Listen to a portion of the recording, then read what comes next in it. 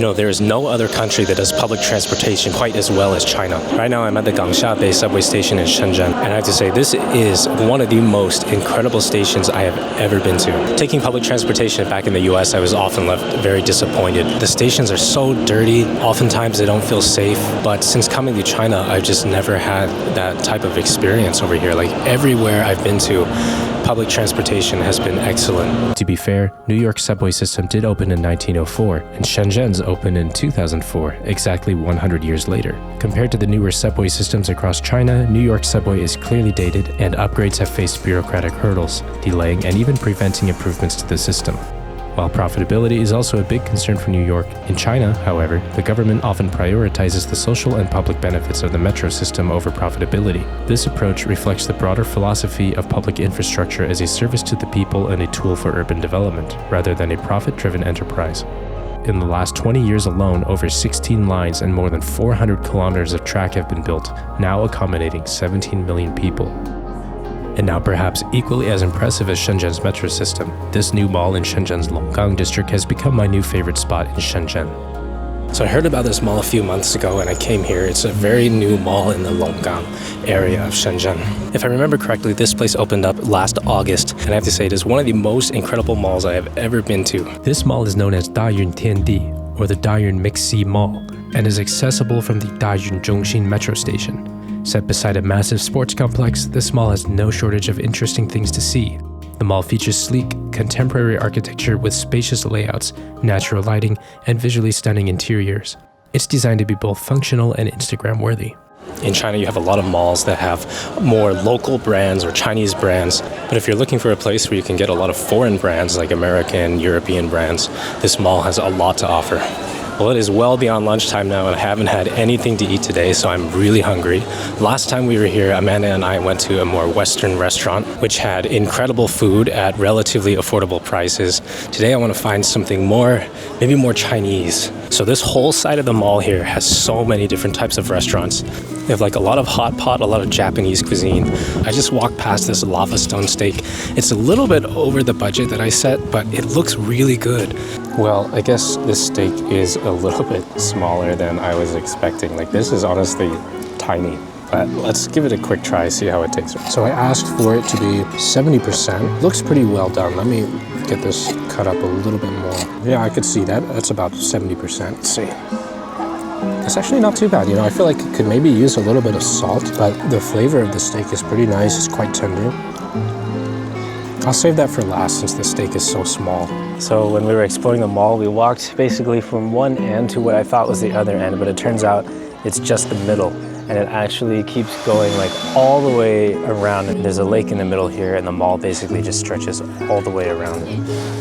So something I really like about China is the vast amount of public spaces that you can go to. I was really worried that when we moved over here, it would be really busy, life would be really hectic, but it's actually very peaceful, especially over here in the mainland side. Hong Kong can get pretty busy, but in general, I feel like Shenzhen is so big, things tend to be more spread out, and there's a lot more public parks like this that you can come and relax in. This park is just outside of the mall and outside of the sports arena over there. They have this really big public park. It's got like basketball courts, a big football or soccer field. Over there, there's some like public workout equipment. And honestly, a lot of parks in China are very similar to this. I really like it. So anyway, this is my first time flying a drone in China. I'm registered with the CAAC, which is the equivalent to US's FAA. I'm honestly very nervous for this because I just don't understand the regulations too much. I mean, I've done a lot of research and I've asked people, I asked the DJI store, they said I could fly here, so I'm gonna give it a try. Let's see.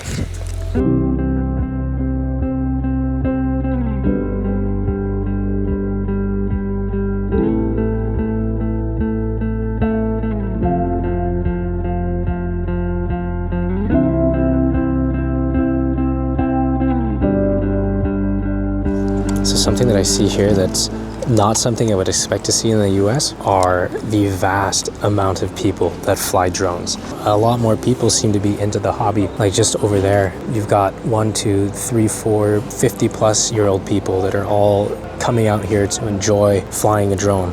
Honestly, I don't think that is something I would ever see in the US. And part of it is, there's a big paranoia around drones. Every single time I fly, I get people coming up to me complaining, calling me a Chinese spy. I promise I'm not giving my footage to the Chinese government. I mean, it's all online, you know, they can take it if they want it. So today is a day of firsts for me. There's something I've been wanting to try for a really long time, and it took me forever to get registered for this. China is a little bit annoying how they require you to register for like everything. And it's easy if you're a local, but if you're a foreigner, sometimes it takes a little bit of time as there's some like manual verification that they have to do for your ID, even for things as simple as riding a bike. Look at that. So all it takes is a quick scan. I don't really know how much this is gonna cost me, but it shouldn't be too expensive, honestly. And the other question is, where should I take the bike? This is not an area I'm very familiar with, so I guess I'll just ride around randomly, see where I end up. So this is the other side of the mall here. You can see from the drone footage, there's a lot. It's a big mall, actually. This is so nice, you guys. I've been waiting to ride a bike in China for so long.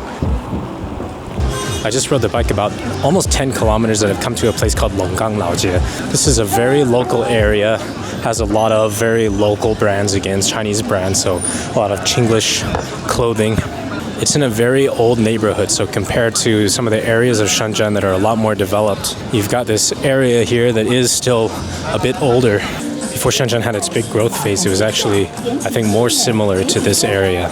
So you can kind of compare and contrast this with how Shenzhen is, like the majority of Shenzhen is today. But, you know, despite this area being older, you can tell they've done a lot of work to make it more hip, I guess you could say. Like this whole area has basically been filled in with, I don't know what you call it, Chinese fast fashion.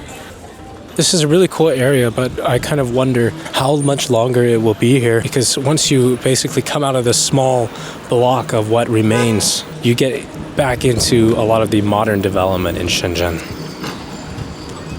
Well, before I head back to Hong Kong, I found this nice Riverwalk. Has a lot of people fishing on it. I just have to say, you know, honestly, every part of Shenzhen that I've walked through today has been super impressive. When I was riding my bike over to this area, I passed by 4 or 5 other malls in addition to the one that we started our day at. And honestly, I'm pretty sure that if I just keep walking in this direction, I'll come to another very impressive shopping center. It's just really eye-opening to see the level of development that they have over here in Shenzhen. So just above the river, there's this park, and let me show you this to you. This is one of the craziest things I've ever seen. So basically, you can like register for this thing, and it'll keep record, and so people can see all of your, I guess, like your how far you went, and then it'll also show like various statistics over here. So let's see. Wow, it's a touchscreen. Oh, hello. You know, this is just one of many public parks that they have up here in Shenzhen. And admittedly, this is one of the most beautiful ones I have been to. Like, they have some really nice stone features here. They also have these beautiful pavilions.